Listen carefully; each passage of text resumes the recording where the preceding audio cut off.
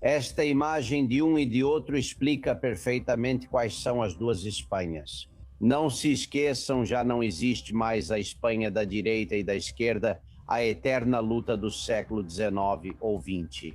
Não, agora existe a Espanha decente e a indecente, a que se esforça e a que rouba, a que cumpre a lei e a que a pisa. Essas duas Espanhas mantêm um equilíbrio difícil porque a pior delas está no poder. O censo eleitoral é gerenciado pela Babel, uma empresa condenada por estelionato e fraude contra o Estado. Depois, a contagem provisória e a gestão informática de todo o processo ficam a cargo da Indra, outra empresa também condenada por estelionato e fraude contra o Estado. A gestão dos votos por correio é feita pela empresa Correios, uma empresa que mente, como já foi comprovado, dizendo que a lei de 10 não tinham nada a ver com o sistema de votos por correio. No entanto, as informações e os relatórios da UCO confirmam exatamente o que eles são. O sistema eleitoral está sendo gerido pelos piores. Os marroquinos, por sua constituição e por sua dependência religiosa, têm uma dupla lealdade inalienável ao sultão. Eles podem adquirir uma nacionalidade, podem servir no exército espanhol, no norte-americano, na Lua, onde quiserem. Continuam mantendo essa lealdade. Ou seja, não são confiáveis. Descobri de qual empresa foi que fizeram esses trabalhos de profanação na esplanada da Basílica da Santa Cruz do Vale dos Caídos. E fui ver o responsável pela empresa. E encontrei um senhor assustado junto com sua família, sua esposa e seu filho, esposa e filho. Ele teve um pouco de dificuldade para me abrir a porta e para, por favor, me contar o que tinha acontecido. E ele me contou e disse que tinha sido enganado. É o mesmo fenômeno. Estamos voltando a uma degradação moral do Ocidente. Estamos destruindo os pilares do Ocidente por uma covardia absurda, porque, além disso, nos prejudica ao fazermos vista grossa. Prejudica o outro, pois estamos permitindo que cometam injustiças com eles, e estamos fazendo com que a civilização ocidental caia, que se abra por todos os lados. Precisamos voltar a ser generosos e corajosos.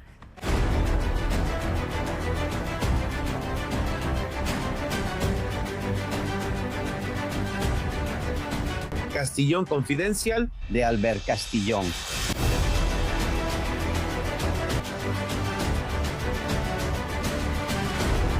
Bem-vindos. E aí, confidenciais, como vocês estão? Obrigado por estarem aí, cada vez crescendo mais nesse canal. E eu agradeço a vocês. Não gostamos de booms, gostamos de subir degrau por degrau. Pouco a pouco, sem pressa, mas sem pausa. Rumo aos 400 mil seguidores e depois aos 500 mil, avançando para sermos mais e poder defender melhor a liberdade nesta que é a sua trincheira. Aqui. Tem gente que diz que essa batalha se divide entre o bem e o mal. Eu não sei, talvez seja exagero. Do que tenho certeza é que essa luta na Colômbia, no Peru, na Venezuela, em Cuba, se divide entre gente decente e indecente. Entre os que não chegam ao fim do mês e os que emparedam sua casa com dinheiro, entre os que se levantam às 6 da manhã e, com seu esforço, conseguem chegar ao fim do mês, e os que vivem do esforço dos outros e acham que o dinheiro público não é de ninguém. Essa divisão, sem dúvida, existe e nós estamos sofrendo com ela.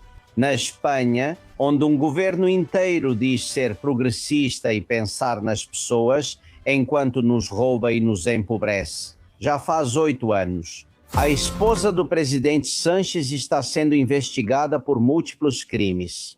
Ela esteve diante do juiz há algumas horas e entrou e saiu do tribunal, como vocês estão vendo. 2 carros da polícia descaracterizados pelo estacionamento com seguranças. Ao todo, 12 seguranças entre os que estavam dentro e fora. Aumentaram o número de seguranças desde que o jornalista Vito Quiles teve a ideia de gravá-la na rua. Quem teria essa ideia? Por favor, ela é intocável como o Espírito Santo. Bom, o fato é que a esse tribunal já foram presidentes da Comunidade de Madrid, como Esperanza Aguirre ou o vice-presidente do governo, Rodrigo Rato, e eles entraram pela porta principal e a pé. Esses privilégios dessa casta chamada socialista e progressista Não sei porque isso é permitido a eles, porque estão tão ameaçados por fazerem tudo tão mal que poderiam ter um problema de segurança. Ou diretamente porque eles gostam dos esgotos e dos submundos, se sentem muito mais em casa quando estão debaixo da terra. O fato é que na saída, depois de quase 4 horas, Begonha Gomes saiu novamente com sua escolta da garagem. Mas o juiz Peinado não, quem a julgou estava esperando o ônibus. Essa cena que foi gravada pelo companheiro Bertrand Endongo, a quem não deixam entrar no Congresso porque faz as perguntas interessantes, essa cena é um símbolo. Essa cena representa perfeitamente quem é quem. Aquele que estudou por mais de 10 anos, aquele que se esforçou, aquele que foi secretário municipal, passou por inúmeros pequenos tribunais até chegar agora ao fim de sua carreira profissional, ao Tribunal de Instrução de Plaza Castilha. 73 anos vai completar em alguns meses. Ele pega o ônibus, aliás, sem nenhum segurança. Vocês veem algum segurança protegendo ele. Ele não precisa de proteção. Se pudessem e muitos soubessem quem ele é, o abraçariam na rua. Talvez seja por isso que Begonha Gomes tem seguranças. Para evitar que a cuspam ou a insultem, que seria a reação natural de alguém que foi roubado por outra pessoa, não é? Peinado e Begonha Gomes têm vidas muito diferentes, não só na diferença de idade, mas em tudo. A mãe do juiz Peinado queria que ele se dedicasse ao sacerdócio. Era uma mulher muito devota, o pai de Begonha Gomes não. Logo percebeu que ela seguiria os passos da família. Saunas gays e prostíbulos. E colocou Begonha Gomes para cuidar das contas de algumas saunas e trocar as toalhas. Não se importava que ela fizesse esse trabalho. O juiz Peinado ganha cerca de 5.000 euros por mês. Begonha Gomes, ninguém sabe ao certo, já era milionária de família graças às saunas e agora ficou ainda mais milionária com seus esquemas e os do marido, o presidente do governo. Ela cercada de seguranças como Sara Santaolalla, uma ativista agitadora que abençoa o regime de Sanches, ou como Leire Dias, a esgoto. Os amigos de Sanches precisam de escolta porque não podem andar na rua. Eles são insultados a cada passo. As pessoas honestas não precisam de escolta. Esta imagem de um e de outro explica perfeitamente quais são as duas Espanhas. Não se esqueçam, já não existe mais a Espanha da direita e da esquerda, a eterna luta do século XIX ou XX. Não, agora existe a Espanha decente e a indecente. Aqui se esforça e aqui rouba. Aquele que cumpre a lei e aquela que a atropela. Essas duas Espanhas mantêm um equilíbrio difícil porque a pior delas está no poder. A pior delas governa, tem os orçamentos, controla a promotoria, os juízes, a polícia. E a outra, o juiz Peinado, você ou eu, somos a sociedade civil com muito poucos apoios para nos segurarmos quando há curvas. E há muitas curvas. Vejam, hoje mesmo o ex-presidente do governo da Espanha, José Luís Rodríguez Zapatero, enfrenta pela primeira vez um juiz. Jamais havia ocorrido na história da Espanha que um ex-presidente acusado fosse citado para depor. Não é um crime menor, são 6 crimes graves. Ele é acusado de organização criminosa, tráfico de influência, lavagem de dinheiro, contrabando, falsificação de documentos e crime fiscal. E há o que chamam de jornalistas do regime, o pior da minha profissão, que o defendem. São os mesmos que acusavam Kempes, o ex-presidente valenciano, porque ele tinha ganhado 10 ternos de presente. Os 10 ternos eles não perdoam, os milhões em joias sim, porque são dos deles. A Espanha decente e a indecente, a que trabalha e se esforça e a que vive de comissões, de narcoestados e do petróleo dos outros. Isso é muito simples, senhores. Pensem de que lado vocês estão e como é preciso lutar para que o lado bom vença essa batalha.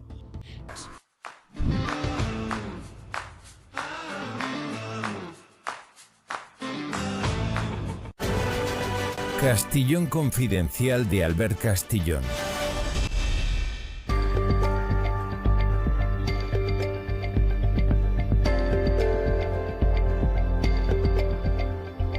Senhores, desde que começou essa aventura há 4 anos, este programa que vocês estão assistindo neste canal do YouTube, temos questionado a legalidade do resultado eleitoral na Espanha, que exista suposta fraude eleitoral.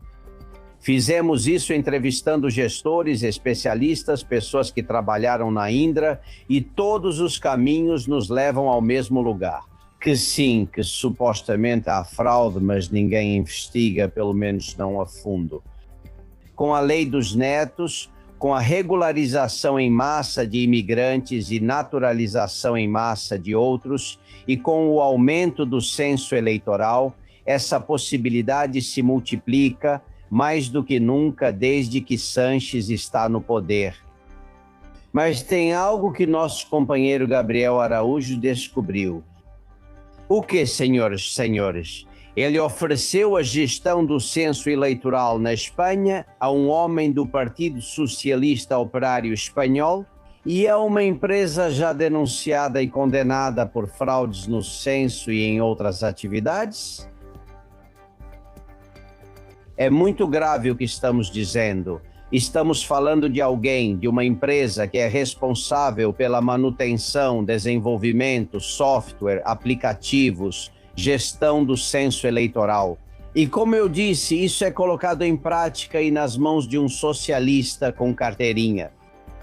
Gabriel Araújo, bem-vindo, perito em informática, como você está? Oi, Alberto Castillón, abraço aos confidenciais e obrigado pelo convite. Para mim, isso é um escândalo. Quem é essa pessoa? Bem, ele se chama José Alberto Pérez Cueto e é um ex-deputado socialista do Principado das Astúrias. Depois também, após deixar de ser deputado, passou a exercer funções administrativas dentro do governo socialista das Astúrias.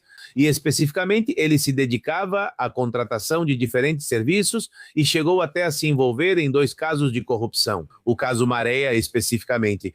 Mas enfim, ele foi absolvido, nem sequer foi investigado nessa questão por conta da emissão de nota fiscal falsa. E, bom, consequentemente, depois de sair da administração pública asturiana, ele passou a fazer parte deste conselho de administração da Babel, que é a empresa contratada pelo INE para gerir o censo eleitoral. Babel Sistemas de Informação. Vocês estão vendo os logotipos da empresa, já viram o rosto de José Alberto Pérez Cueto. Parece que Cueto na Babel ocupa o cargo de diretor do setor público para a Espanha e aparece como procurador, ou seja, é o intermediário. Mas o proprietário majoritário desta empresa Babel é um fundo chamado Mubadala Capital, com sede em Abu Dhabi. Para mim, tudo isso é muito estranho. Vamos entregar a gestão do censo eleitoral a um socialista com carteirinha e a um fundo dos Emirados Árabes? Bom, primeiro é preciso focar que esse caso é um típico caso de porta giratória. Ou seja, um político dentro da administração que concedia contratos ao setor privado e depois vai para o setor privado, como você disse, né? Fazendo essa ponte específica. Mas o mais grave, Alberto, é que essa empresa, Babel Sistemas de Informação, também foi condenada por estelionato e fraude ao Estado, juntamente com a Indra, que também sabemos que gerencia eletronicamente unicamente o voto dos espanhóis. Então temos aí um escândalo brutal no sentido de que o sistema eleitoral espanhol está sob o controle dessas 2 empresas. Depende dessas 2 empresas, ambas condenadas por estelionato e fraude ao Estado. Quero ler para você especificamente a resolução da Comissão Nacional do Mercado e da Concorrência, na qual aponta que Babel havia justamente se aliado à Indra para que ela fosse a vencedora da licitação. E depois diz na página 137 desta sanção que Babel participou de outras práticas voltadas a fraudar e limitar a concorrência, como a apresentação de propostas de cobertura combinadas com outras das 11 empresas do que chama de cartel da informática. Então, realmente, isso é absolutamente escandaloso. Como é possível que o Instituto Nacional de Estatística dê o contrato, principalmente do censo eleitoral, no contexto em que estamos denunciando? E há um grande alarme social, já até mesmo a nível político, por causa da instrumentalização das nacionalizações em massa, das regularizações expressas e de toda a alteração, claramente, que está sendo feita no censo eleitoral, não é? Vejam, nunca como nessas próximas eleições gerais, que em princípio vão acontecer no verão do ano que vem, nunca se tinha modificado tanto o censo. E justamente colocam para gerenciar o censo uma pessoa de sua total confiança. Me dizem que Babel também ficou responsável pela gestão da cibersegurança do Congresso dos Deputados, com uma adjudicação de mais de 1 milhão de euros. Ou do Ministério da Seguridade Social e Migrações, em contratos que somam 4,2 milhões de euros. Uma empresa condenada junto com a Indra, as duas são responsáveis pelo censo eleitoral. Onde está a oposição? Quanto tempo eles têm para recorrer disso, Gabriel? Essa é a pergunta que fazemos. Eles têm 15 dias para recorrer, de acordo com o próprio edital de condições técnicas e a formalização do contrato que foi publicada na última sexta-feira no Boletim Oficial do Estado.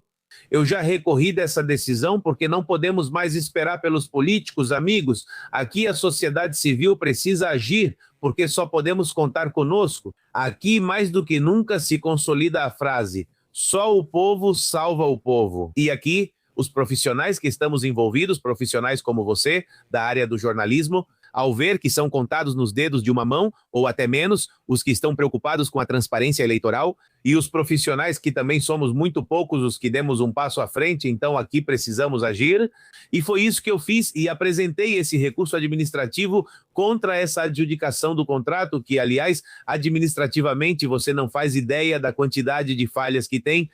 Não é possível que essa empresa tenha sido escolhida, sendo, além disso, a única empresa que se apresentou com falhas enormes, como é o caso de não cumprir com uma das condições primordiais do contrato, que era a modernização e a migração do sistema atual para o sistema Java. Isso havia sido qualificado como deficiente e, no entanto, em vez de declarar o concurso deserto, eles o adjudicaram quando tecnicamente nem sequer cumpria essas condições, não é?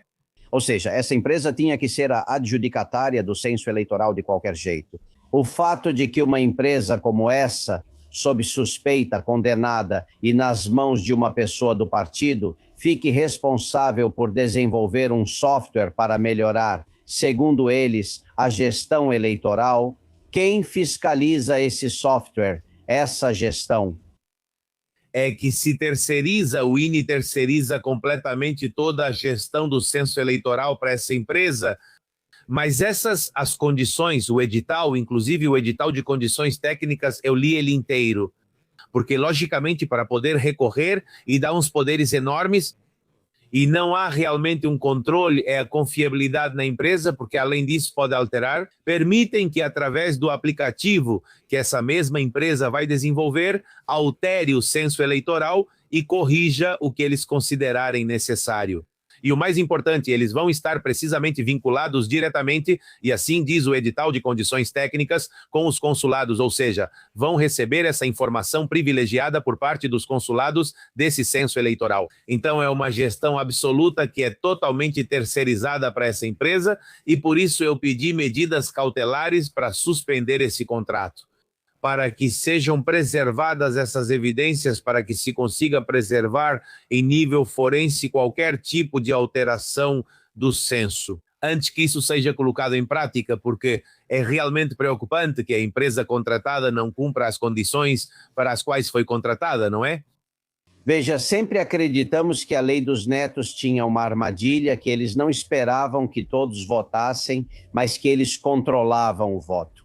Tinha algum ouvinte, algum informante confidencial que dizia: esses que trocam os sacos na viagem de avião de volta com os correios, talvez nem precise disso. Basta colocar uma empresa que apareceu no censo como Babel, já é suficiente, não é? Mas deixa eu te descrever todo o processo eleitoral do sistema eleitoral espanhol.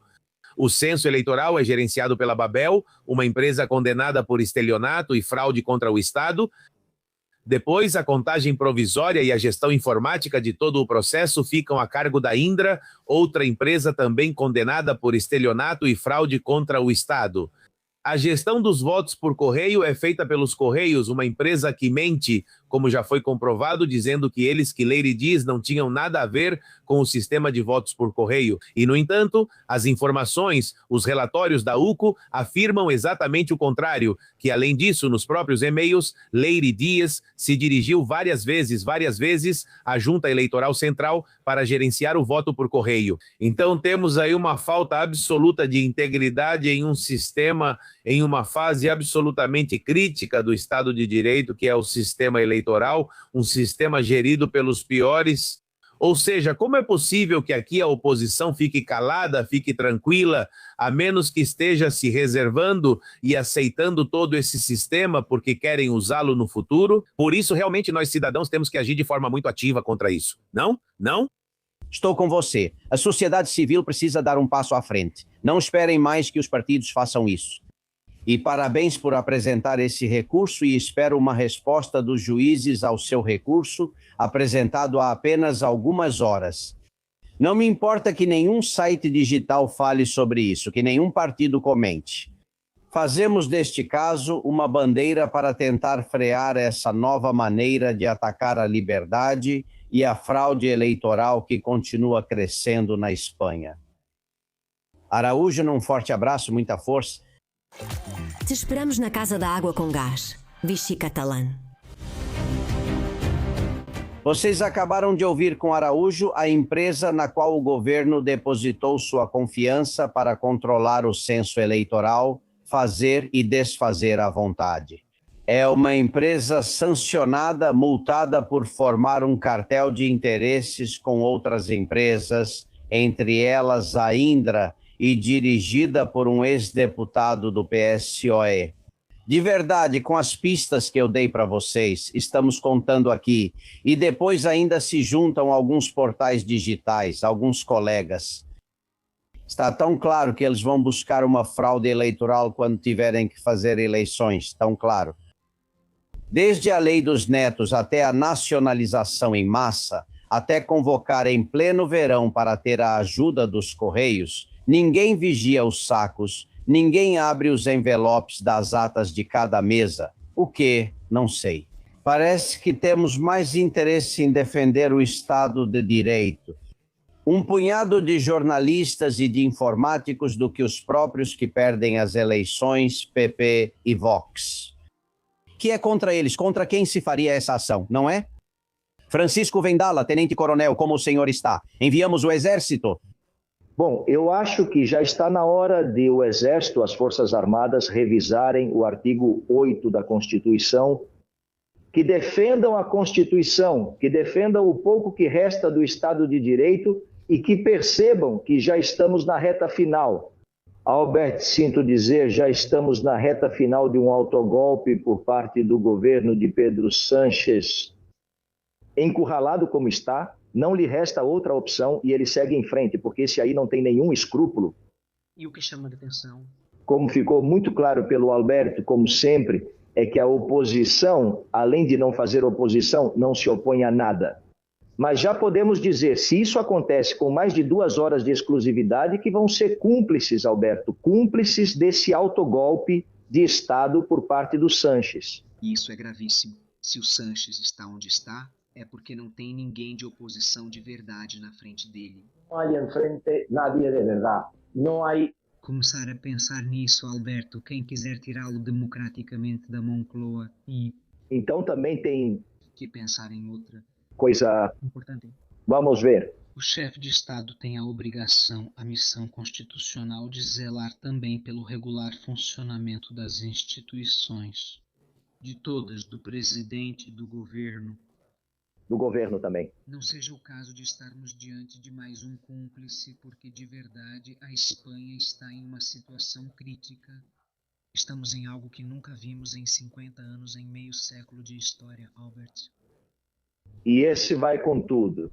Entre outras coisas, porque ele é um javali ferido. E um javali ferido, Albert, sabemos que é muito perigoso. O que já não se pode entender e não se pode Desculpa. É a, vamos dizer, oposição, entre aspas, Pepe e Vox?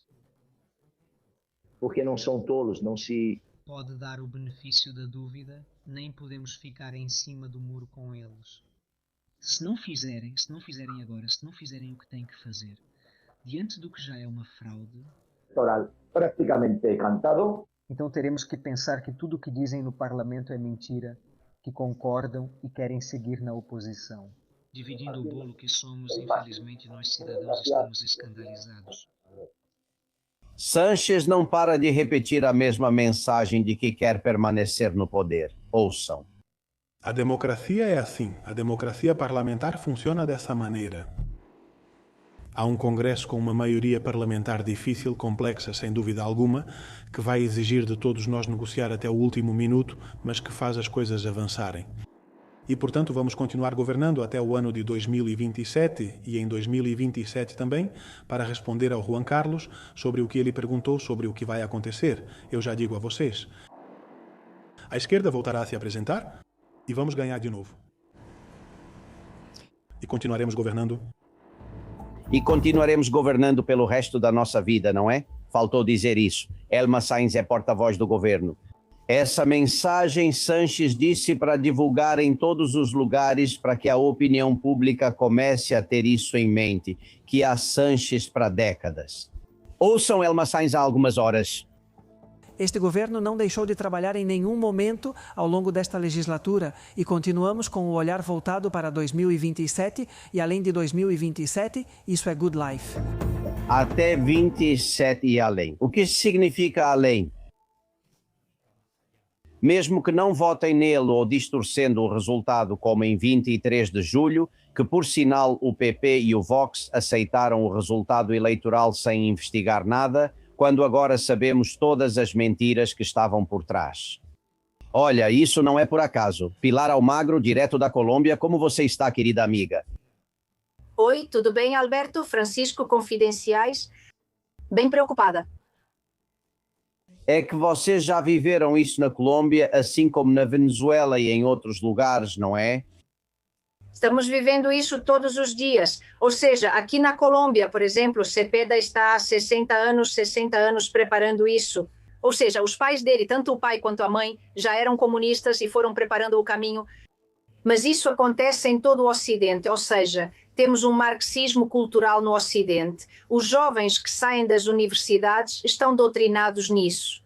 Ou seja, eu mesma, há poucos anos, quis falar sobre o capitalismo e liberdade. E me disseram que eu não podia colocar esse título porque, enfim, estava reprovado.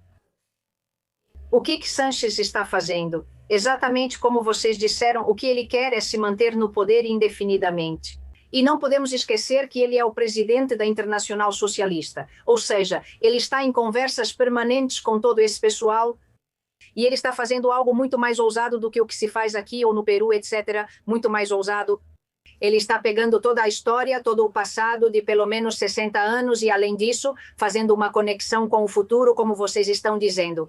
Ou seja, preparando os novos eleitores. A substituição é real, como estamos vendo.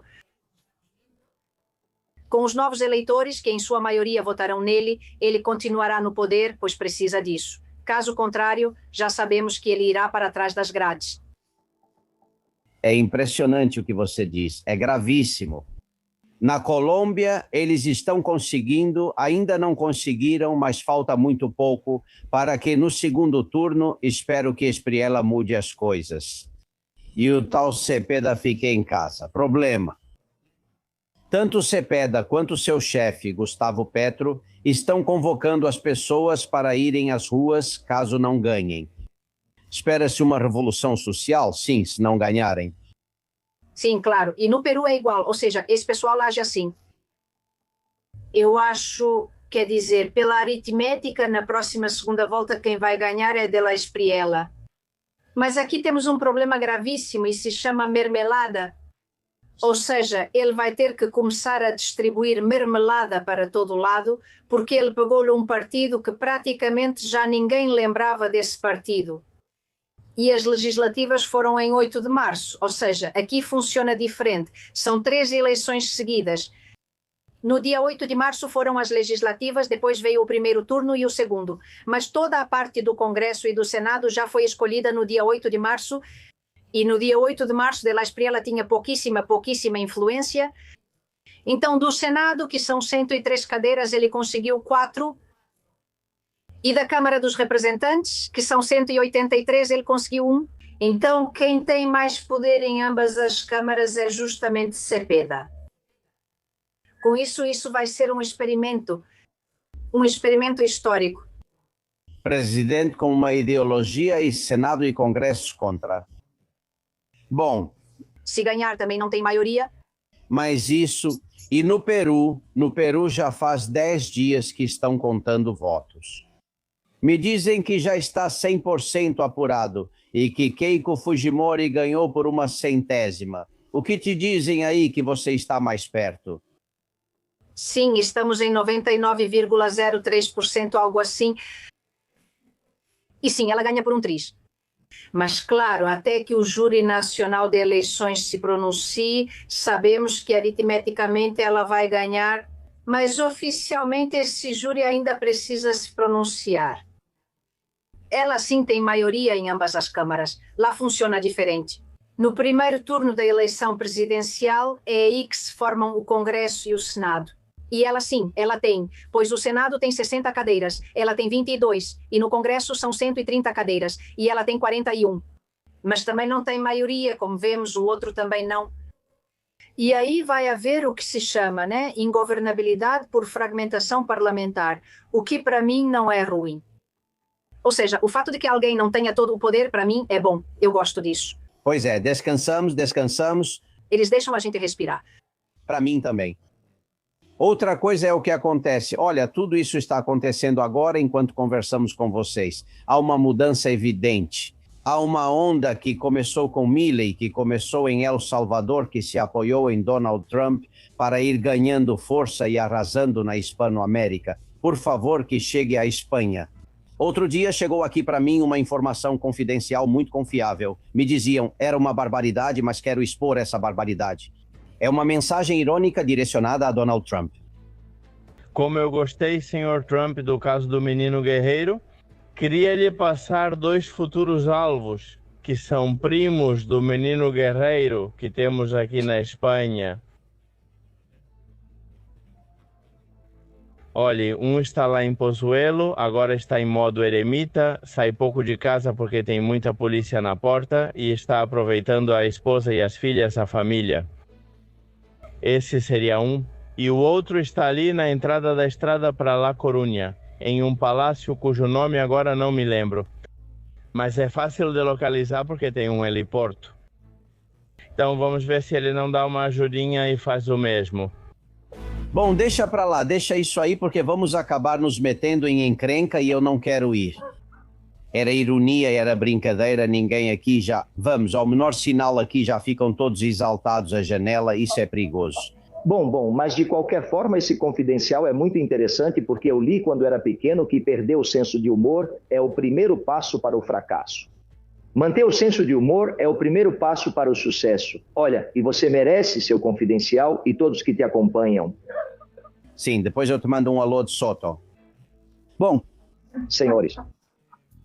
O Polo Carvajal, preparem-se porque hoje Zapatero, às 9 da manhã, talvez quando vocês virem isso, ele já esteja lá, começa a depor diante do juiz. Histórico, primeira vez que um ex-presidente espanhol acusado se senta no banco dos réus.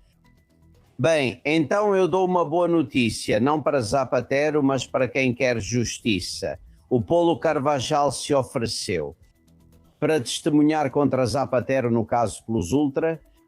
Com certeza vocês viram Zapatero na comissão do Senado, em entrevistas, dizendo que o Polo Carvajal falou era falso, que nunca falou sobre a mina e que tinha escrito uma carta dizendo que ele não falava mal dele. Tudo falso. Claro que falou sobre a mina, claro que tem informação. Ele era o chefe dos espiões na época de Hugo Chávez e de Maduro, e ele se ofereceu para testemunhar contra Zapatero no caso Plus Ultra. Olha, você foi membro da inteligência espanhola, Francisco, durante anos. Um chefe da espionagem em um país como o bolivariano de Hugo Chávez e de Maduro mandava mais do que o presidente e sabia de tudo. Não é, mas tudo. Isso está mais claro do que a água e que manda mais do que o presidente, claro, porque é quem mais sabe exportar medo, sabe produzir medo até mesmo em um presidente. Aconteceu aqui também com Manglano. Manglano sabia coisas sobre outras pessoas, você pode imaginar, inclusive sobre a Casa Real, e essa era a força dele. Essa é a força de todos os chefes de inteligência. Se eles usam isso para o bem, para o benefício do país, então é maravilhoso, como deve ser, se forem honestos, decentes e pessoas, cavalheiros ou damas, pessoas como devem ser. Mas quando não, e nesses regimes totalitários, ditatoriais, não é assim. Tudo é uma quadrilha, tudo é uma gangue. Então, o que acontece? Que mandam mais e mandam mais porque produzem mais medo. E claro, o Polo Carvajal, se vier e deixarem ele testemunhar, então me parece que a única opção que resta para Zapatero na hora de testemunhar é fazer como faria Mariano Osório, lembra? Não, fala, não concordo, porque ele não vai poder dizer mais nada. Porque o que o Polo Carvajal pode revelar, ou já deve ter revelado aos norte-americanos e outros, com provas, certamente, vai ser irrefutável, inquestionável, blindado, não vai ter como contradizê-lo. Isso pode causar vários problemas para Zapatero. Vamos ver. Além disso, sabemos que o Polo Carvajal guardava documentos na nuvem, distribuiu documentação para advogados e para a família para sua própria proteção. Ele enfrenta várias sentenças de prisão perpétua. Ele não tem nada a perder além de salvar o próprio pescoço e talvez sair, mesmo já sendo mais velho, da prisão onde está, não é? É uma situação muito complicada, porque se junta a Alex Saab, que foi laranja de Maduro, que também está colaborando com os Estados Unidos contra Zapatero. Ontem, outro homem que foi espião, Vilarejo, o comissário Vilarejo, esteve conosco. Gravamos um especial que está lá disponível desde ontem à tarde e ele nos orientou muito bem. O maior problema que Zapatero vai ter, e não é o julgamento de hoje na Espanha. Olha, já disse outro dia, eu disse, o que você falou sobre o tema do clã dos sóis e todo esse assunto, e o problema que o senhor Zapatero vai encontrar quando abrirem o processo por ajuda ao narcotráfico e tal, que eles têm preparado nos Estados Unidos. Então isso vai ser muito mais importante do que esse assunto das joias. Tem muito o que falar aqui sobre a joia e sobre a lavagem de dinheiro e plus ultra, mas quando abrirem o assunto da suposta lavagem do dinheiro do narcotráfico da Venezuela, isso é outro nível. Por que Pilar sempre está o narcotráfico? Atrás de Sheinbaum, atrás de Petro, atrás da Venezuela, atrás de Cuba, sempre igual. O que está acontecendo? Bom, aqui, por exemplo, na Colômbia, as guerrilhas se uniram ao narcotráfico porque era o mais rentável. No final das contas, é dinheiro, é extração de dinheiro. Eu adoro, para entender tudo isso, a Escola de Escolha Pública de Mucana, Prêmio Nobel de Economia, que é... Este é um caso típico do livro, como todos esses que estamos vendo, que ela chamava de rent shaking. Ou seja, usar o capital político para extrair rendas de todos nós para enriquecimento privado. Ou seja, então não é isso que está sendo feito. E bom, o tráfico de drogas dá muito dinheiro porque no final das contas é uma planta, o processo de elaboração é fácil e pronto, segue em frente. E além disso, com isso eles não só conseguem dinheiro facilmente, mas também destroem o Ocidente. Todos esses movimentos precisam destruir os valores, as pessoas do Ocidente, nós que pagamos. Ou seja, querem mudar, querem destruir o Ocidente? E uma maneira é nos enfraquecer viciando filhos e netos nessas substâncias, né? Eles ganham e enfraquecem o país. É terrível. Isso é como uma máfia, não é? É uma máfia, Pilar. Isso.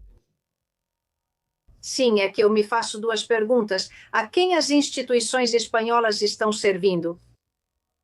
E dois, o que estão fazendo com o nosso dinheiro? Que boas perguntas.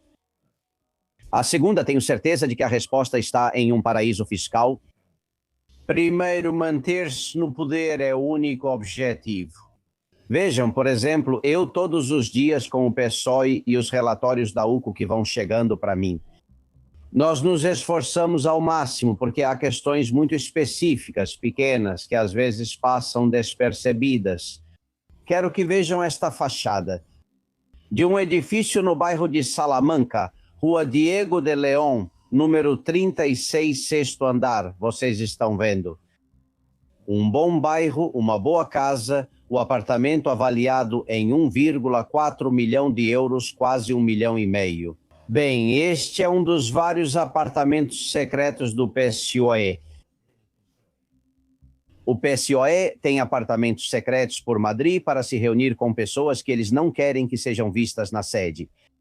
Com o advogado que vão colocar para o irmão de Sanches com Leire seus pagamentos em caixa 2 para calar bocas. As chantagens, essas coisas mais sujas, não são feitas na sede, são feitas em apartamentos secretos como este, que eram pagos pelo partido. Relatório da UCO.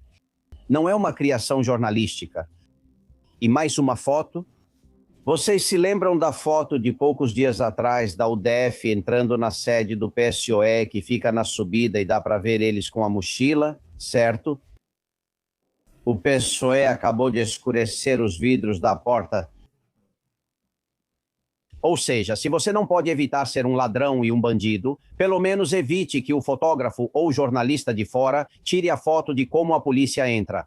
Eles escureceram os vidros e agora fotos como esta já não podemos mais fazer porque não dá para ver. O que será o próximo, Vendrá Vendala? Vão colocar uma torre de vigilância, uma cerca eletrificada? Com concertina? Com certeza, pois Pilar disse a palavra-chave, e eu, Madeiro, concordo com minha coragem habitual, máfia. A máfia é exatamente igual. A máfia sempre teve apartamentos seguros. Os chefes se reuniam e ainda se reúnem nesses apartamentos. Eles se escondem, eles precisam fazer suas reuniões secretas em lugares onde supostamente ninguém pode ouvi-los, vê-los ou nada disso.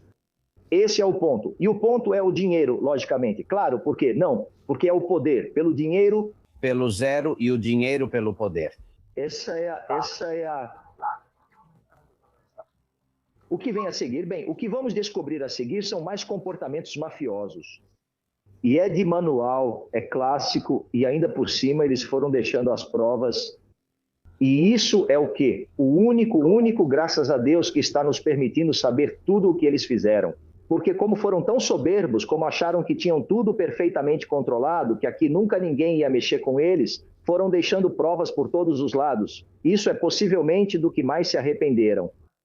Porque se tivessem agido de outra forma, teriam se protegido. Mas o que sempre os perdeu foi a paixão. E o que mais acontece também, quando os da frente começam a falar... Las mafias siempre cayeron, los gastos, porque alguien de dentro empezó a cantar porque estaba enfadado, no había cobrado lo suficiente o demás. Lo hemos visto a lo largo de la historia. É exatamente igual. Podemos esperar qualquer coisa. Vamos ver. Mercedes Gonzalez, diretora-geral da Guarda Civil, disse não conhecer Leire, a encanadora. Depois aparecem várias reuniões, entre elas 2 reuniões com Leire, e ela diz que, bom, sim, que a conhecia. Agora, na comissão do Senado, ontem à tarde, ela voltou a dizer que não. Nunca me reuni, jamais, com a senhora Dias, nem na Direção-Geral da Guarda Civil, nem no meu gabinete, nem em qualquer outra dependência oficial da Direção-Geral. Eu nunca me reuni jamais com a senhora Dias, nem para impedir qualquer investigação, nem para preparar, nem para planejar qualquer esquema. Desde a minha nomeação em 18 de setembro de 2024, a instituição que dirijo está, em sua função de polícia judiciária, encarregada das investigações relacionadas com os casos de maior relevância social, midiática e política. Sempre respeitei de forma impecável e exemplar o trabalho desenvolvido pela chefia da Polícia Judiciária da Guarda Civil, pela Unidade Central Operacional. Bom, já chega de mentir porque cansa ouvir tanta mentira. Vejam só, ele diz, jamais me reuni com ela em nenhuma dependência da direção-geral. Claro, porque eles se reuniam em um apartamento clandestino. É que eles mentem toda vez que falam. Além disso, ele não aceitou perguntas de ninguém na comissão. A UCU já demonstrou que eles tiveram pelo menos 2 reuniões. Ela sabia que eles estavam atrapalhando, sabotando a UCO em tudo o que faziam, e ela é a diretora-geral. E ela nem avisou Marlaska nem Sanches, porque eram eles que ordenavam que sabotassem, e ela colaborou fingindo que não via. E além disso, ela apagou suas mensagens com Leire. Aqui está, vamos mostrar de novo, o documento do relatório da UKIL, onde se vê que toda vez que conversavam, depois apagavam. Vamos, só faltou pegar um celular pré-pago como Zapatero quando falava com seu laranja, né? É tudo muito grosseiro. Vendala, me dá a impressão de que a Guarda Civil está no limite, não aguenta mais essa mulher, nem Marlaska, nem o Dal, que acabou mandando eles ficarem de lado porque é a família Sanches. Todas essas pessoas deveriam estar na prisão. Totalmente. Olha, eu precisava fazer uma reflexão, Alberto, e obrigado por me dar a palavra nisso. E de todo o coração, de verdade. A Guarda Civil não merece os diretores gerais que teve em 90% dos casos nos últimos 50 anos. Veja o que eu estou te dizendo. Posso me enganar em algum caso, peço desculpas, mas foi uma coisa tremenda. Por quê? Porque o poder político invadiu, infectou a Guarda Civil. Uns por um motivo, outros por outro motivo. Assim já se passaram 40 anos. A Guarda Civil não merece isso, né? Os políticos devem saber que há instituições com diretores gerais próprios. São necessários tenentes generais. Hay tenentes generales, tienes generales de división. No puedes poner a un chico de 40 años, porque sea de tu partido, por ejemplo, me estoy acordando de Fernández de Mesa, del Partido Popular, que no había hecho nunca nada en su vida, era el hijo de un coronel y era el hijo poco cantante. Bem, colocaram ele como chefe e diretor-geral da Guarda Civil. O PSOE, para que falar? Roldan, vocês lembram dele agora? A Guarda Civil não merece isso. E agora vem a parte difícil.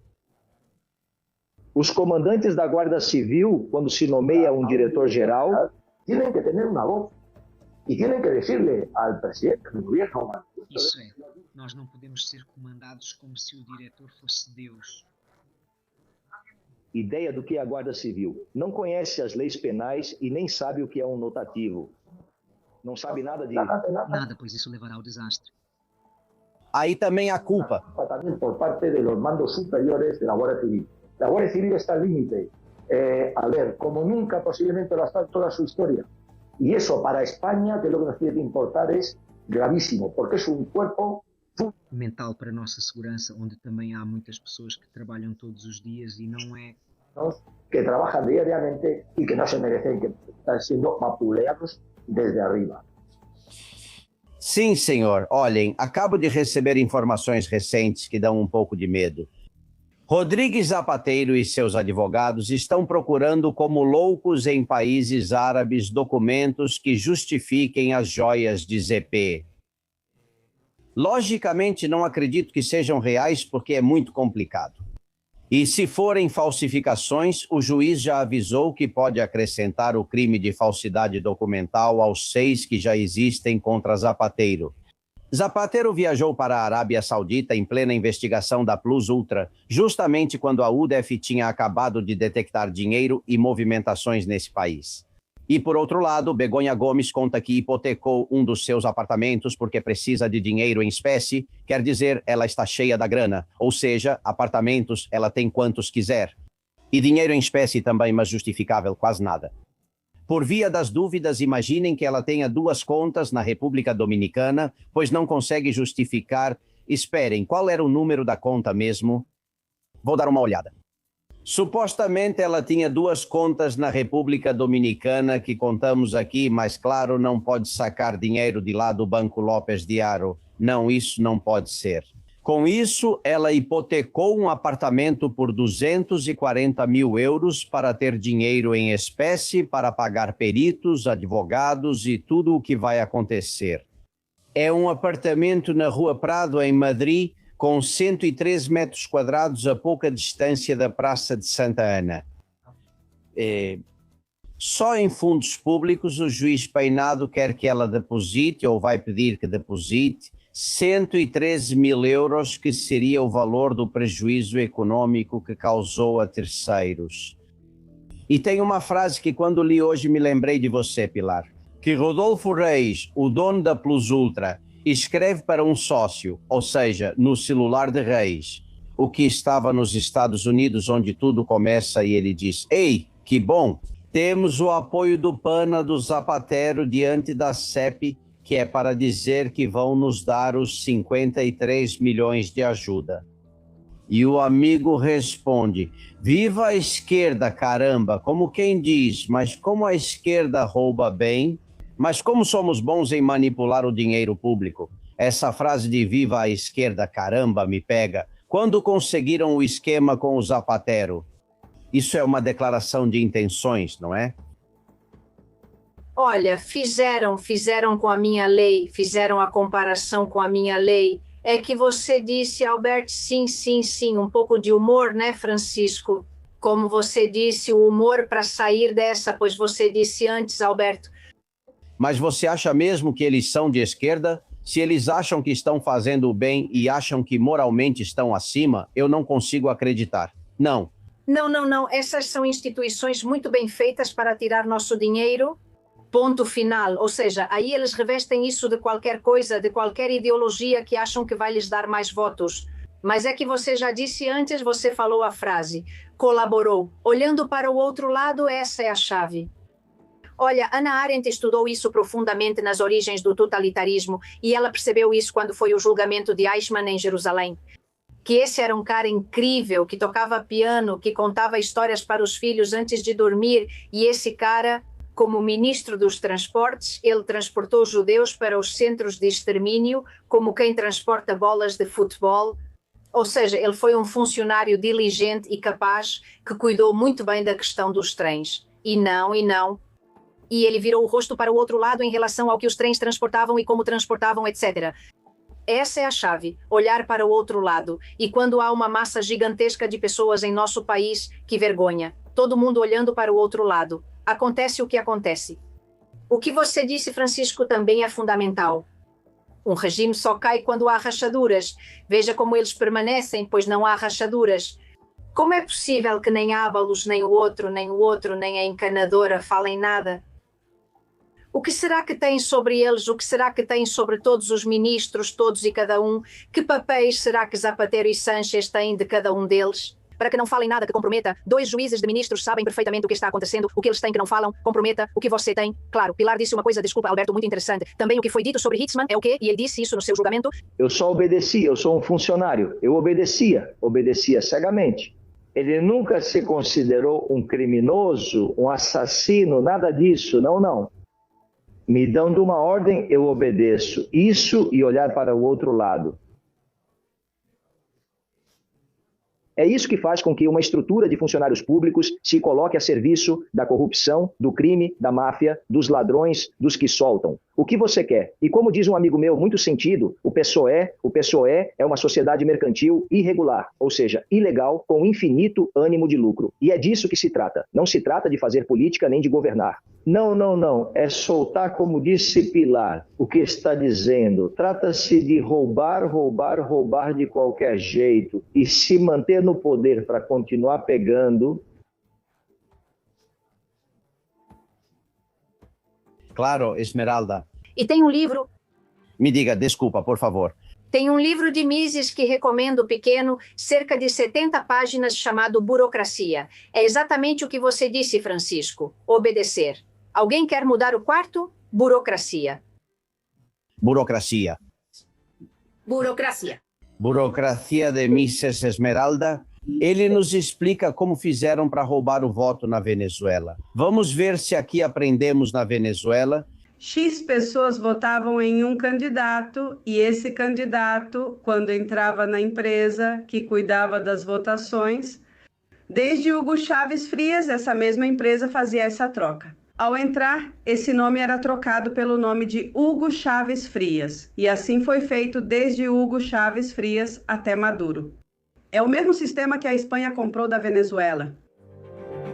Nós tememos o que querem fazer com o voto dos netos. Não esperam que eles não votem neles, para eles tanto faz se votam neles ou não. Mas sim ter no censo algumas centenas de milhares que podem mudar com a ajuda de terceiros. Verdade sobre o governo? José Inácio Guerreiro, Fernanda, Marque Anabel e Sílvia. Eu colocaria a mão no fogo de que todos os dados que este governo está fornecendo são falsos. Vamos, eu tenho certeza absoluta, gostaria de estar errado, mas no dia em que mudar o governo, as pessoas que governam a Espanha, eles vão assumir.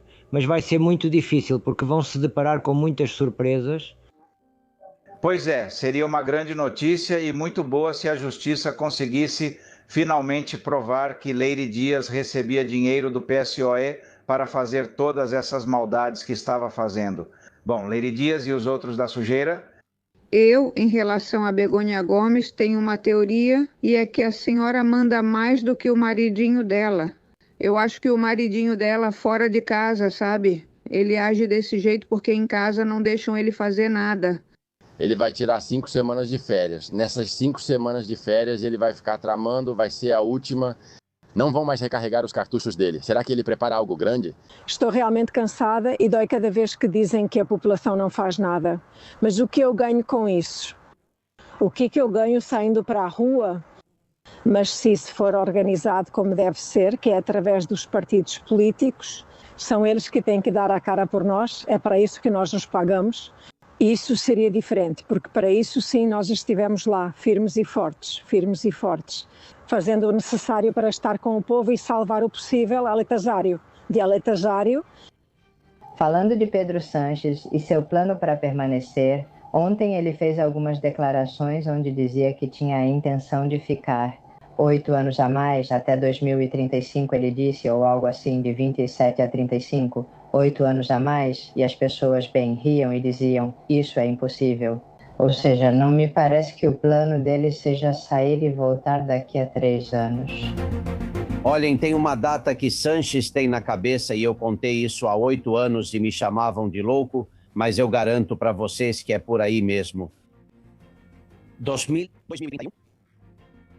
100 anos do aniversário da Segunda República, ele quer comemorar ser o presidente da Terceira República, que se prepare Dom Felipe.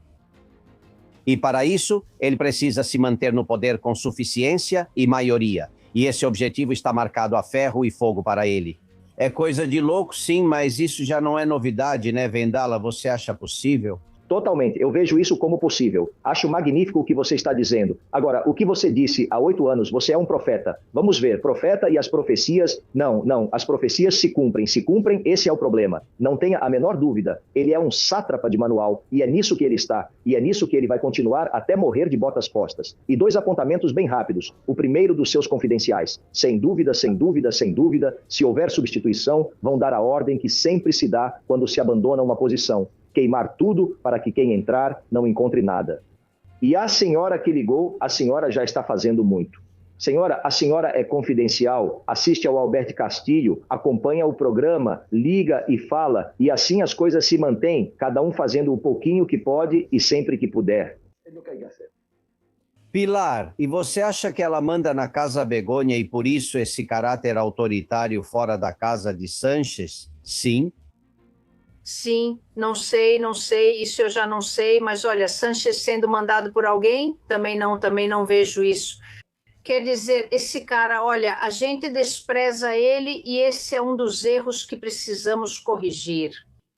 Esse cara, politicamente, é um gênio, é uma péssima pessoa, tipo, não tem limites, etc. Justamente por isso ele continua. Justamente por isso, e é assim mesmo temos que considerá-lo e é assim que devemos combatê-lo, porque se não conhecermos bem o nosso inimigo, vamos acabar tratando ele como um idiota, como alguém que não sabe de nada, mas é claro que ele sabe, por isso está onde está e está nos causando todo esse dano. Concordo muito com você, mas ninguém diz isso. É interessante, se o inimigo é capaz de tudo, não devemos subestimá-lo, pois isso garante sua vitória. Assim, nunca venceremos. Meu pai, tenente-coronel, também era militar. E a disciplina, não é? Nunca vamos ganhar. É que meu pai também foi militar. Meu pai era tenente-coronel. E bem, a disciplina militar, como você comentou antes, Francisco, além de tudo isso, a disciplina militar é uma forma de ver a vida e é uma forma de ser. E meu pai dizia para os 6 filhos, generosos e corajosos, as 2 coisas, porque além disso, você não pode ser generoso, não pode ser uma boa pessoa se não for corajoso. Machado também dizia isso, para ser alguém é preciso ser corajoso. Bem, essas 2 coisas nós temos no DNA do povo espanhol. E parece que não conseguimos tirar esse sátrapa, mas o sátrapa. Mas o primeiro é reconhecer que ele é e que é muito bom politicamente, justamente porque é ruim. E ele é muito bom, muito bom. E primeiro, nunca existe inimigo pequeno, nunca, nunca, nunca, jamais existe um inimigo pequeno, nem fácil. Nunca, nunca se deve partir dessa premissa. E a segunda é o que a Pilar disse. Ao inimigo é preciso conhecê-lo e reconhecer suas virtudes, entre aspas, que são as que os mantêm.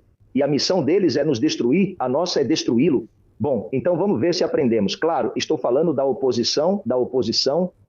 Quando você diz que não existe inimigo pequeno, sabe quem me veio à cabeça? Cabo Verde, me veio Cabo Verde sim. Há uma certa polêmica, porque a Minha sim jogou pela seleção espanhola, mas aí vocês estão vendo. Ela estreou na Copa do Mundo com a bandeira do Marrocos pelo pai e a da Guiné Equatorial pela mãe. Nas chuteiras e, não sei, também na sola do sapato, ela levava a bandeira da Palestina, que ela adora, e já exibiu por toda a Barcelona. E a gente critica ou não, ou ela tem direito porque parece que só quer estar na Espanha para ganhar dinheiro, Francisco? Eu acho que ela não tem direito, é impróprio. Acho que é desrespeitoso com todos os espanhóis, inclusive a seleção e o treinador, que, repito, foi quem a selecionou. Você está ali em um ato oficial, é uma partida de futebol, mas é um ato oficial da mais alta categoria, representando exclusivamente a Espanha, e foi selecionado para representar a Espanha. E você tira qualquer outra bandeirinha, qualquer outra história, qualquer outra coisinha, depois quando sai do campo, nos seus sapatos, aí você coloca o que quiser. Mas me parece algo vergonhoso. E eu acho que o técnico da seleção espanhola deveria tomar providências e fazer com que no próximo jogo ele entre em campo descalço. Vamos ver se assim ele faz as coisas de outra maneira. Achei vergonhoso, vergonhoso mesmo. Sim, tenho 3 observações. Primeiro, identidades não são monolíticas e a pessoa pode ter várias. Mas as instituições, e isso aqui é uma instituição, ou seja, a seleção nacional é uma instituição, elas sim exigem lealdades simbólicas. Então, isso por um lado. Por outro lado, isso mobiliza recursos públicos, ou seja, somos nós que estamos pagando. E esse jogador está dizendo publicamente que a adesão dele é meramente instrumental, ou seja, que a lealdade dele é para outros. E isso... A seleção nacional não é um mercado livre, é uma instituição político-esportiva que nós pagamos. E eu tenho uma pergunta para Francisco. O que está acontecendo no exército com os marroquinos? Outro dia, almocei com 3 coronéis do exército de terra e perguntei: o que está acontecendo com os marroquinos que já estão no exército e até já ocupam cargos de chefia intermediários? Os 3 me disseram que, em todos os casos que eles conheciam, a lealdade deles seria ao Marrocos e não à Espanha, mesmo estando no exército espanhol. Como você vê isso? Não, eu te explico muito claramente, porque eu conheço o Marrocos, já falamos disso aqui algumas vezes, vamos lá, vamos ver se conseguimos entender. Para todos os espanhóis, os confidenciais. Os marroquinos, pela sua constituição e pela sua dependência religiosa, têm uma dupla lealdade inalienável ao sultão. Eles podem adquirir uma nacionalidade, podem servir no exército espanhol, no norte-americano, na Lua, onde quiserem. Continuam mantendo essa lealdade, Pilar, ou seja, não são confiáveis. Por quê? Porque essa lealdade, por um lado institucional, digamos, constitucional, e por outro, essa para eles é o Papa, digamos, né? Eles ficam presos por isso e por uma terceira coisa, não mencionada, mas que conheço bem, pois tem algo lá. Família. Sempre tem família, e já sabemos como o sultão lida com as famílias daqueles que não fazem tudo o que ele quer. Já sabemos o que ele fez com a família, a esposa e a filha de Ustid, aquele que tentou matá-lo. Ele as manteve por 20 anos em uma prisão no deserto, ela em uma cela, a filha em outra, e não deixou nem que se vissem. Nesses 20 anos elas só podiam se ouvir pelas paredes. Cuidado com quem estamos lidando, temos que conhecer o Marrocos, Pilar, Albert, e aqui ainda não conhecemos o Marrocos, não conhecemos. É isso que acontece. Esses 3 coronéis te disseram claramente e estão certos. Quando chegar o momento, me refiro a Ceuta, Melilla, Canárias, quando chegar o momento, eles serão leais ao sultão por tudo o que eu disse, Pilar. Pois já os temos em nosso exército, sim? Sim. Ou seja, já não temos exército? Não, não temos o exército. Outro dia esteve por aqui Marco Antônio Gomes, da Associação Presidente da ADME. Eles falavam sobre uma concentração para melhorar questões salariais e, claro, surgiu o assunto. E se ordenarem algo ilegal para eles, o que fazem, né? Porque são cargos militares intermediários que obedecem ordens. É a tropa, a marujada, não são os de cima. E foi complicado fazer ele admitir que, mesmo sendo uma ordem ilegal, eles não obedeceriam. Já vimos isso em Valência, né?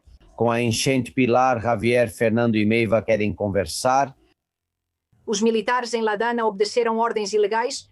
Porque obedecer à ordem de não ir socorrer espanhóis que estão morrendo é um crime. É o artigo 100 do Exército Espanhol, porque ir sem uniforme não adianta para mim. Na tragédia de Valência, eles sim cometeram uma ilegalidade que foi obedecer às ordens de seus superiores, o que é ilegal.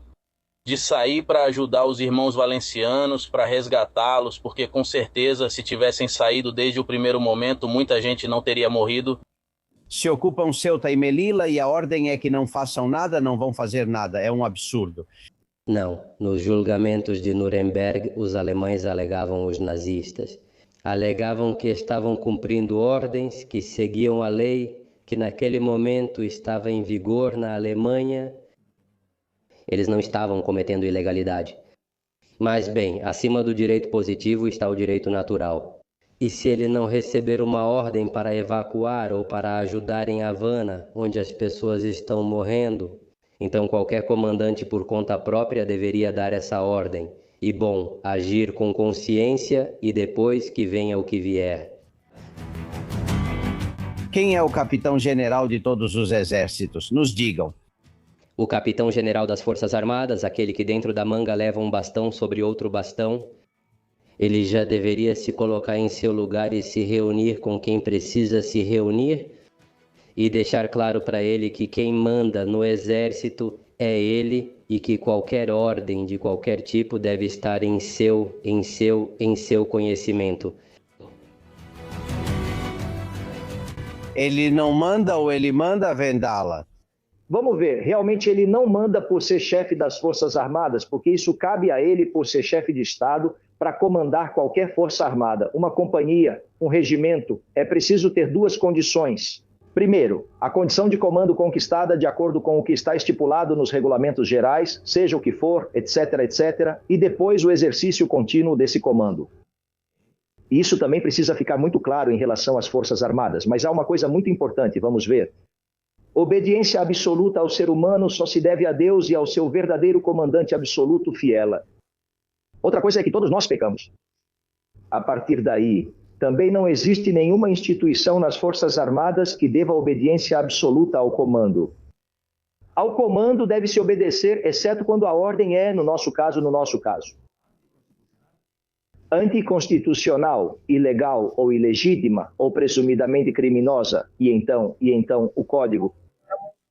Estamos na unidade de sapadores ao lado de Valência, estão se afogando e o comando diz que não recebeu a ordem e não pode sair.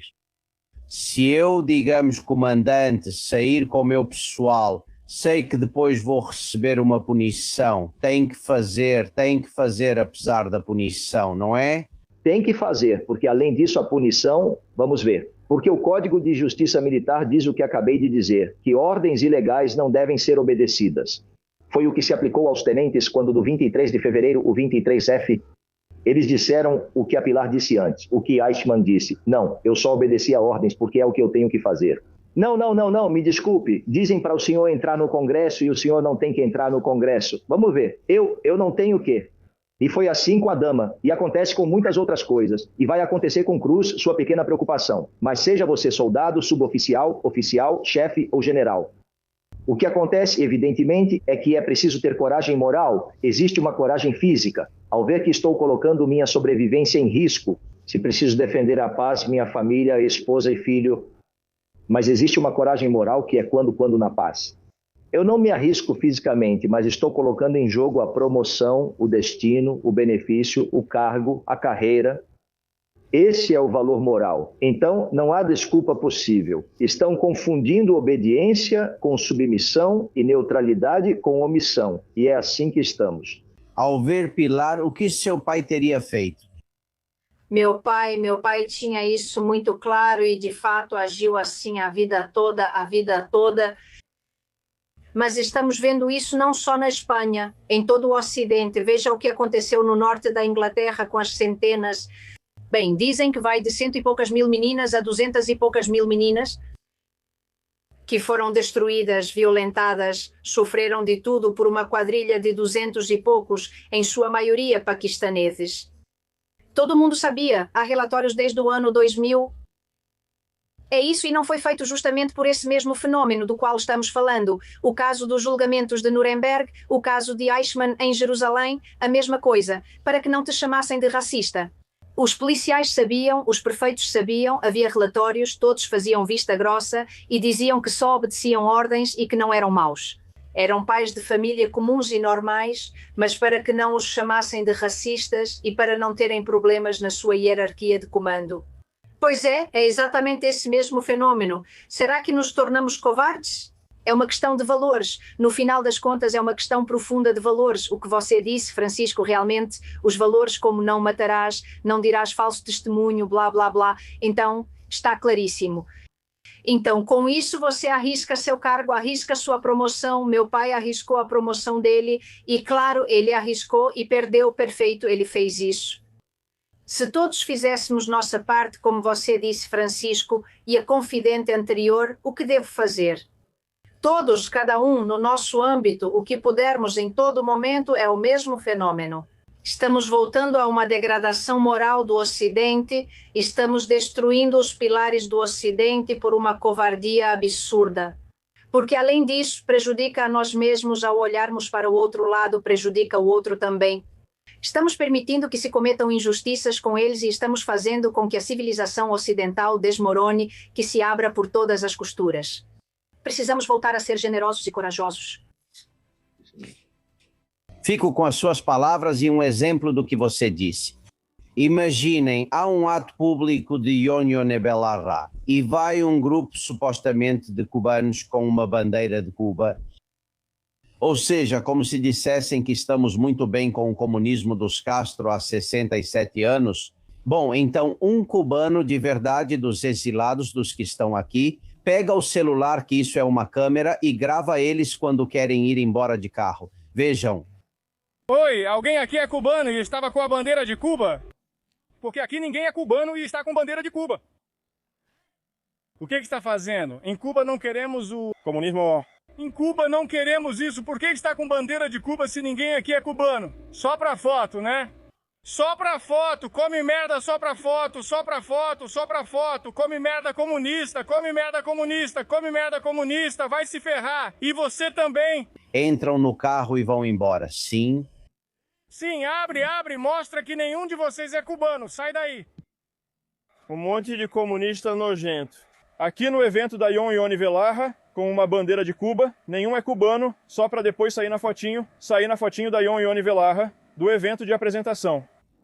Dessa merda, dessa mentira de que os cubanos estavam aqui apoiando eles, nenhum é cubano, nenhum é cubano. Bom, é disso que estamos falando, a pequena ação de cada um a cada dia. Eu garanto que isso muda o mundo, isso muda o mundo. Pequena ação sem violência não é necessário de cada um a cada dia com a verdade e isso muda o mundo. Bom, vamos para a redação e depois tenho uma cena para Pilar que ela vai adorar. Primeiro, Susana Gás, me conte. Aqui estamos, Alberto, na redação do Castilhão Confidencial e daqui todos os nossos confidenciais te mandam muitos parabéns porque consideram que todas as informações têm uma coragem impressionante. É o caso de Imarós. Diz que graças ao juiz Peinado, graças à UCO e graças a jornalistas como você, Alberto Castilhão de bom coração, que amam a Espanha e também aos espanhóis. e que tem coragem de dizer a verdade, custe o que custar. Farquín diz que era preciso depurar a promotoria e a maioria das instituições, até os seus alicerces e além, e toda essa máfia do PSOE, todos deveriam ir para a cadeia sem distinção e com inabilitação dos partidos, se fosse possível. Por outro lado, Teresa diz que é impossível que Sánchez se apresente a outras eleições, ele destruiu o PSOE e os socialistas também precisam agir. E em vez de celebrar o centenário da República, que eles mesmos liquidaram, vão nos levar à guerra novamente enquanto a Espanha dorme. Aqui a gente não se levanta. Francesca diz que a semana é trágica, você tem toda a razão. Para esse desgoverno é a semana da esperança. Desgoverno, trágica para o desgoverno, esperança para todos os espanhóis. Obrigada a toda a equipe por sempre dizer a verdade. José Gregório diz saudações cordiais de Puerto Comandebo, Falcón, Venezuela. Estamos muito orgulhosos de você, Sr. Castillón, e também de toda a equipe que faz parte deste podcast. Tão interessante e importante e que nos ouve, nos fala e nos representa. Também Belém diz que será deste país y de sus ciudadanos de bien. Fútbol, vacaciones, mucha gente está en babia o acaba viendo este drama. Obrigada. Que conversa quando vamos tomar o café, programa magnífico, parabéns pelo seu trabalho e pela sua coragem, apoiamos totalmente, mas queremos que Sánchez saia de qualquer jeito. Bartolomeu diz que ele acha, é uma reflexão, que Begonha é pior do que Sánchez. Por essa soberba e também por toda a soberba que ela tem, ela vai sentar no banco dos réus e ninguém vai tirar isso dela. E saúde, e essa é a última, na Espanha, no hay oposición. Obrigada. Aquí lo dejamos al ver, importantísimo siempre que nos sigan en todas nuestras redes, pero también nossos canais e evidentemente, como sempre digo, naquele jornal digital castilhãoconfidencial.com, onde resumimos e explicamos todas as notícias atuais deste podcast Castilhão Confidencial. Muito obrigada. Muito obrigado, Susana. Lembrem-se de que aqui não fazemos nada de excepcional, apenas o nosso trabalho, ponto, nada de excepcional. E Donald Trump faz o mesmo. Ontem ele recebeu o Macron. Ele não vai com a cara do Macron, assim como eu. E além disso, Macron foi mal educado. Porque quando acontece o G7, o normal é que o presidente vá recebê-los e ele não foi receber o Macron. No final, ele apertou a mão dele assim, um gesto estranho em que ele coloca a mão virada para baixo e parece que está convidando ele para dançar ou, sei lá, algo totalmente ridículo para ridicularizar o Macron. Esses são os momentos geniais do Donald Trump. E agora para você, querida Pilar Almagro. Shakira fazendo uma referência ao seu país onde você está agora, a Colômbia, e De La Espriella, escutem De La Espriella.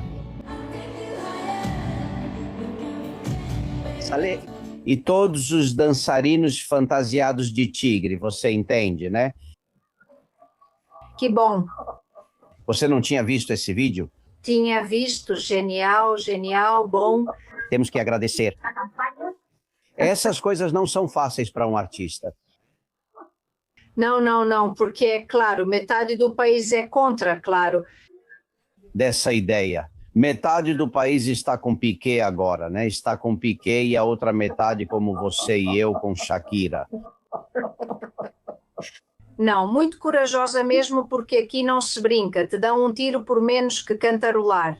E se cantar fora do tom, com certeza tem que tomar cuidado, porque eu sofro com você. Bom, você vai para o Peru em alguns dias, né? Sim, estarei lá para ver o que acontece, mas também tenho a empresa dividida, ou seja, alguns estão a favor da Keiko Fujimori e outros a favor do Sánchez. É que se chamar Sánchez já te deixa de mau humor, de verdade, não.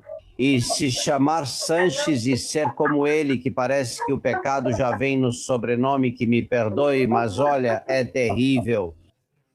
Bom, do Peru, você me conta como estão as coisas daqui a alguns dias? Um beijo grande, Pilar, muito obrigado. Um abraço para todos. Meu querido Vendal, foi um prazer, um abraço, amigo. Igualmente, um abraço, um abraço. Bom, senhores, aconteceu algo daquelas coisas que só acontecem aqui. Álvaro de Marichalar viu que estavam perfurando o Vale dos Caídos, procurou saber quem era o dono da empresa e foi até a casa dele. Ele vai nos contar em 1 minuto. Você está ouvindo Castilhão Confidencial.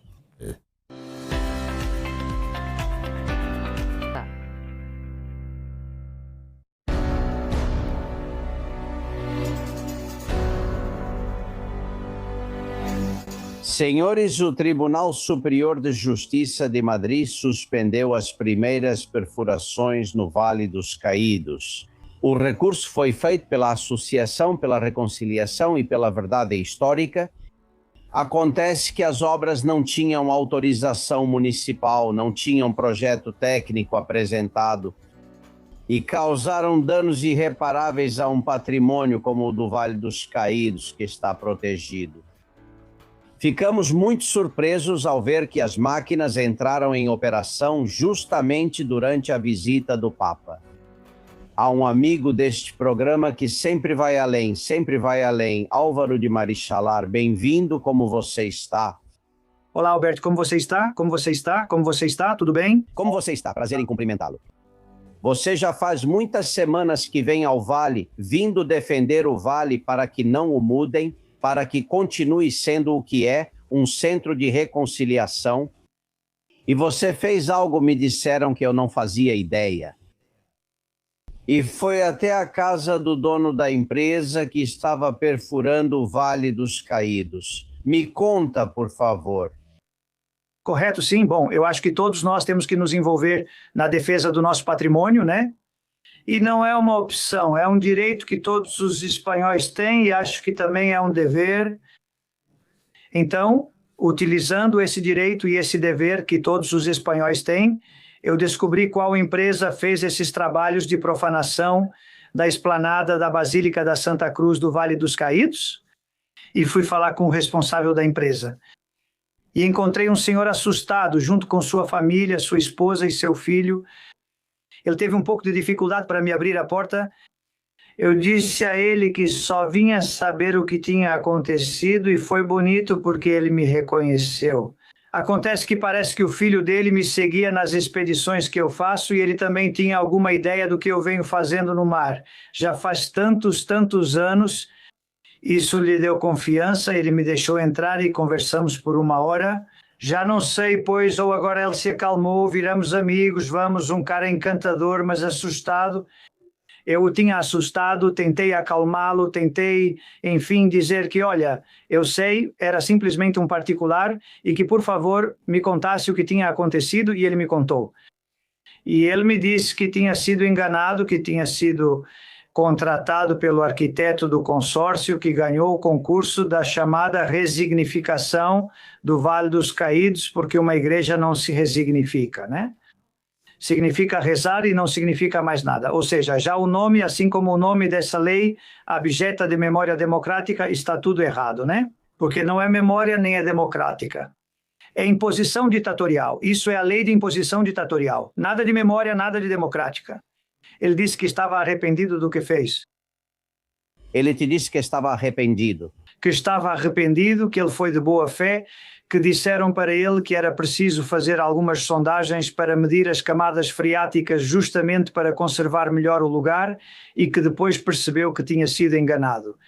Mas é verdade que ele fez uma série de perfurações e no dia seguinte tirou a máquina de lá sem ter concluído o contrato, assumindo o risco de depois não receber o pagamento, etc. Além disso, a máquina foi pichada e quebrada por, ele acredita e todos nós acreditamos, em uma operação de falsa bandeira. Quer dizer que esse governo mafioso provavelmente mandou alguém lá para vandalizar esses equipamentos e assim poder justificar no futuro fechar toda a esplanada quando quiserem realmente começar a perfuração. Estamos vendo fotografias que já vimos antes, é verdade? Fizeram pichações na máquina desse homem que você foi ver. Você acha que isso foi um ataque feito de propósito para fechar o vale, colocar segurança privada e para que ninguém mais se meta no que eles estão fazendo? Para que não tirem fotos nem façam vídeos, como muita gente já postou nas redes sociais, não é? É isso que eu acho. O que acreditamos é que, como esse pessoal é máfia, é o pior. Ou seja, a pior possibilidade de todas está onde está Sanches. Claro, o genro de um cafetão, o que ele pode fazer? Só pode fazer putanice, né?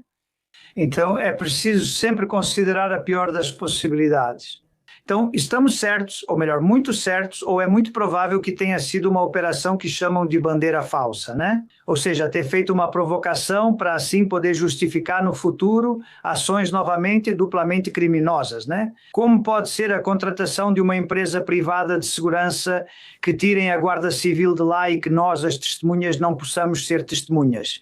Vai expor as barbaridades que este governo aberto e criminoso está cometendo? Quem mais além de você teria a ideia de ir procurar o dono da perfuradora, ligar para a casa dele, se apresentar lá? Você entende que esse homem nem precisava ter te recebido? Você tem consciência disso, né? Coitado, ele não tem culpa de nada mesmo. Mas eu fui, como já disse, como uma pessoa preocupada, um dos 47 milhões de espanhóis que estamos preocupados com o rumo para o qual uma máfia organizada está nos levando. Um grupo organizado de criminosos, como já aconteceu em outros momentos da nossa história, né? A quadrilha do PSOE sempre foi a mesma coisa. E então, bom, nós temos que estar vigilantes porque estão nos roubando a história, o presente e o futuro. Então temos que fazer o que for preciso, o que pudermos, sempre dentro de nós. A lei para detê-los, para parar essa gente. O que a maioria faz é entrar com uma ação, entrar com um recurso, ir a um tribunal, o que essa associação que mencionamos fez, parar as obras. Você não, você fez o que a sociedade civil faz, bateu na porta e explicou. Esse homem sabia onde estava trabalhando e o que queriam fazer no Vale dos Caídos, que queriam tirar toda a referência religiosa. Ele, como tantos espanhóis, não tinha consciência. O problema que nós, espanhóis, temos nessa sociedade um pouco adormecida é que não sabemos. Não sabemos o que está acontecendo e eles brincam com isso. Brincam com a falta de cultura, brincam com a falta de conhecimento. Outro dia, quando estive no Bernabéu vendo Sua Santidade, o Papa, e havia 70 mil pessoas aclamando o Papa, dava para ver que eram pessoas que, bom, nenhuma sabia o que estão fazendo com a Basílica, a da Santa Cruz do Vale dos Caídos. E isso é algo do qual se aproveita não só o governo criminoso, mas também os apoios necessários que esse governo mafioso está encontrando na Cúria, na Conferência Episcopal Espanhola. Especialmente nesse Monsenhor aí, para dizer algo sobre o Monsenhor Cobo, né? Arcebispo de Madrid e cardeal. Cardeal, aliás, que foi proposto ao Papa anterior, Francisco, nada mais, nada menos do que por Carmena, ou seja, foi a Carmena quem propôs que o Cobo fosse nomeado cardeal. É inacreditável, como arcebispo de Madrid. E é assim que eles estão agindo, não é? Estão agindo contra a vontade da maioria dos católicos e do restante dos espanhóis. Contra a memória de reconciliação de todos os espanhóis e do restante dos europeus, e contra o patrimônio universal da humanidade que essa basílica representa. Mas eles não se importam, porque é muito provável que o governo criminoso que nós, espanhóis, sofremos, tenha informações sobre esse arcebispo e, em troca dessas informações, exerçam a chantagem que estão exercendo, como estamos vendo agora. E também vimos isso em outras fases do Partido Socialista. Não vamos esquecer a fase do Galo, né? E de Rodlan, etc., né? Eles vivem de chantagem. Então, é muito provável, e nós vamos provar isso porque vamos continuar trabalhando nisso, que eles tenham informações sobre a Conferência Episcopal ou sobre algum de seus membros, pelas quais a Conferência Episcopal não está agindo como deveria. E não só a Conferência Episcopal, mas o Vaticano também, porque, caso contrário, é completamente inexplicável que o Vaticano esteja permitindo a profanação de uma basílica pontifícia, na qual a autoridade máxima é justamente o Papa, o Vaticano. O que você diz, o que você insinua, aponta, é muito grave, mas você tem razão que não seria a primeira vez. Vamos ficar atentos e, acima de tudo, mandar daqui um forte abraço para esse homem que você assustou. Mas agora vocês se tornaram amigos. Deve ser gente boa. Se não... Não, gente, ele ainda tinha uma boa bandeira da Espanha em casa, me disse que foi de boa fé, que justamente achava que ia ajudar um pouco a manter aquilo para que não inundasse e tal, enfim, enganaram ele. E esses caras enganam todos sempre, não é? Então temos que estar muito atentos e, acima de tudo, e para finalizar, o mais importante nesse caso é conhecer as causas pelas quais a Cúria, a Conferência Episcopal, não está defendendo uma igreja, que no final das contas é uma igreja. Não esqueçamos que a Abadia da Santa Cruz do Vale dos Caídos, os 1.600 hectares dessa propriedade, são um lugar sagrado. Ou seja, não se pode profanar nada, não só na igreja, mas também nos arredores ou no restante da propriedade. É uma abadia beneditina, é um lugar sagrado. E o Estado espanhol tem acordos firmados com a Santa Sé, pelos quais todos os lugares sagrados estão protegidos. E é dever do Estado protegê-los. E é dever do patrimônio nacional mantê-los. E não está fazendo isso. E no seu programa, volto a chamar a atenção da diretora do Patrimônio Nacional, ANA, para que cumpra a sua missão. Como funcionária pública, que é o que ela é, não é mais do que uma funcionária pública com a única missão de cumprir o dever e a lei. Ela não está fazendo isso. Então, se ela não está fazendo isso, tem duas opções. Ou nos dizer por que não faz, quem a pressiona para não fazer, ou renunciar. Ela não tem mais opções. Sim, sim. Tão fácil assim. É difícil explicar para alguém que mora no exterior e vem aqui que esse local histórico foi deixado desabar sem nenhuma ajuda do órgão de patrimônio, justamente por ideologias políticas, que é o que aconteceu. Obrigado, Álvaro, por sempre estar um passo à frente. Força e muito obrigado. Se cuida. Obrigado e obrigado pelo seu trabalho na divulgação da verdade e da responsabilidade que todos nós temos que assumir. Um abraço, amigo. Obrigado. Gustavo é um fiel confidente que está na Carolina do Norte, mas não perde um jogo da Espanha, claro. Olá, família, como vocês estão? Por aqui, tirando uma pequena folga, assistindo ao jogo da Espanha contra Cabo Verde. Minuto 55 e a Espanha ainda não conseguiu fazer um gol. Pois é, esses times humildes, pequenos, jogam mais em conjunto, se esforçam mais. E além disso, as seleções grandes, pois elas vêm com todos os seus jogadores desgastados que estão espalhados pelo mundo todo, jogando temporadas muito intensas. Sim, mas fiquem com o que diz o amigo Gustavo. As equipes pequenas trabalham mais unidas e podem ser mais fortes. Esses somos nós, equipes pequenas, e aos poucos vamos lutando. Muito obrigado, Roberto. Ele me disse para tomar cuidado porque algo está acontecendo no YouTube. Alguém aí está passando pelo mesmo que ele? Saiba que estão boicotando o seu canal. Já aconteceu comigo várias vezes de eu estar assistindo e estar em um ponto bem avançado e de repente volta para trás e retorna para um ponto talvez perto do começo ou coisas assim. Só acontece comigo no seu programa, eu já confirmei e isso aconteceu várias vezes. Por favor, avisem se já aconteceu o mesmo para podermos contatar o YouTube ou explicar a situação. Isso certamente não é bom. Mas, enfim, é preciso verificar se não é um erro só do computador ou do sistema do rover. Muito obrigado, amigo Juan Pablo. Senhores, um meme que eu gostei muito. Vê-se um jogador da Espanha e, em vez de outro de Cabo Verde, aparece um guarda civil que é cabo. E, claro, é verde porque é guarda civil. E diz que o treinador de Cabo Verde é o tenente-coronel Balas. Por isso eles se saíram tão bem. Está muito bem. Freud Lannister, julgamento de Zapatero. Está acontecendo agora mesmo, talvez enquanto vocês estão assistindo a este programa. Quem manda é Angelines. E com certeza vai ser algo parecido com isso. Senhor Zapatero, de onde vieram as joias, Zapatero? Senhor Zapatero, senhor, de onde vieram as joias que encontramos na sua caixa? Forte. Obrigado. Olha, senhor juiz, eu não me lembro, mas tenho quase certeza de que foi coisa do Franco. Mas enfim. O senhor tem os papéis dessas joias, certo? Acho que meu cachorro comeu eles. Como assim, seu cachorro? Sim, meritíssimo, como ouviu. Mas se me der 2 semanas de adiamento, acho que terei tempo para falsificar, encontrar essa documentação. Mas o senhor sabe quando conseguiu essas joias, não? Não sei, senhor juiz. Com petróleo, minas de ouro e propinas, esquecemos os detalhes. Pode me explicar sobre essas joias que está usando hoje? São uma herança da minha tia Henriqueta, que descansa em paz. Senhor Zapatero, o senhor não pretende fugir, não é? Não, senhor juiz, juro pelo Chaves. E essa mala que o senhor tem aí? Ah, é que eu adoro colecionar malas, excelência. Além de joias, claro. Bom, acho que ficou tudo claro. Posso ir agora?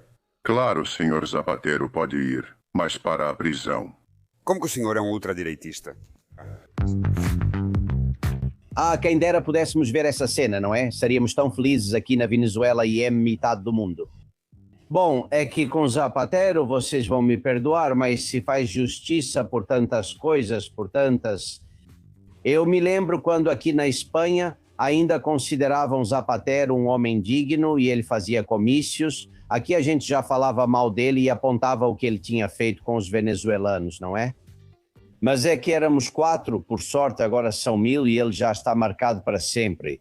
Vá para a prisão ou não, e eu espero que Zapatero vá. Ele vai acabar sendo, como diz Antônio, a pessoa começa a usar colares de ouro e se transforma. Não, se ele pega o dinheiro, pegam ele e o matam. O que é dinheiro? Ele tá falando do dinheiro? Fica tranquilo, fica tranquilo. Ó, fica tranquilo, sai da minha frente, cara, merda. Tá bom, desculpa, não enche. Tá bom, desculpa. É só colocar uns colares grossos de ouro que você já começa a falar assim em 5 minutos. É uma transformação? Bom, mais uma. Henrique sobre Sánchez e Begonha, eles imaginam os dois como reis cheios de ouro, joias e diamantes. Informamos que todas essas joias, avaliadas em milhões de euros, são apenas presentes recebidos durante nossa presidência e como primeira-dama. Temos que dar ouvidos a um Pedrito pior? Impressionante, mas absolutamente. Quanto será que esses dois receberam? Onde estão os presentes? Porque devolver eles na vida, olha, Zapatero também não, mas esses aqui menos ainda. Bom, a última foto de Rosa Maria. Aí vocês veem Rodrigues Zapatero com seu novo negócio, joalheiros desde 2025. Se preparem para as invenções que vão aparecer amanhã com Rodrigues Zapatero depois disso. E o que aconteceu nos tribunais? Hoje, um dia histórico, tem gente que diz que é uma má notícia para a Espanha. Dá má imagem ver um ex-presidente no banco dos réus? Não se enganem. O que dá má imagem é ver um ex-presidente ao lado de Maduro, de Cuba e fazendo negócios com os chineses. Isso sim, dá má imagem hoje, não é? Hoje é um dia maravilhoso em que a justiça e o Estado de Direito abrem caminho. Amanhã eu conto mais para vocês aqui, tudo em detalhes. Até amanhã.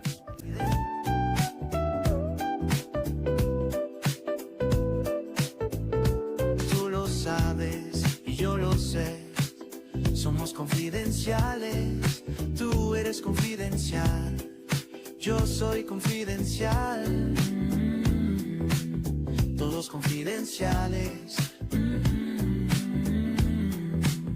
Todos confidenciales. Pero solo para mentes abiertas y para gente despierta. Desde la trinchera las balas silban y no hay manera de salir allá afuera. Aquí la libertad tiene las alas de cera. Albert Castillo, Susana Gash, Tucci Castillo y demás. Muchas gracias.